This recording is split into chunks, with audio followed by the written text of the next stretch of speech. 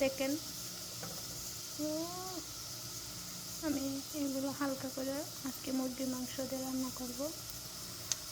এই যে দেখেন পেঁয়াজ কুচি, আমি কী করলাম, মশলা যা লাগে সব এগুলো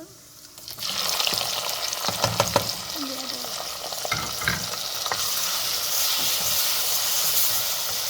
আগুনের আঁচটা লো করে দেবো।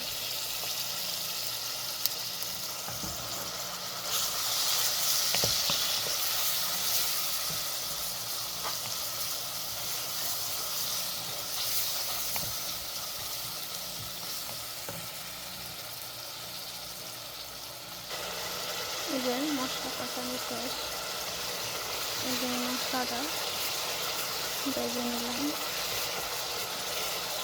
এখন আমি করে দেবো মুরগির মাংস। ওকে,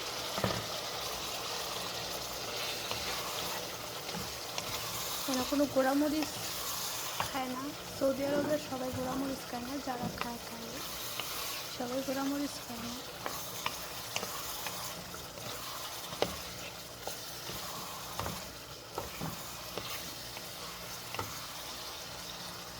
তো এটা আস্তে আস্তে কষা কষা করবো, পরে আপনার তরকারি দিন, আমার লগে তাকান আপনারা। এই যে ধরেন বেগুন সব কিছু দিয়া দিলাম, মুরগির মাংসটা প্রথম কষাইলাম, সব কিছু দিয়ে দিলাম।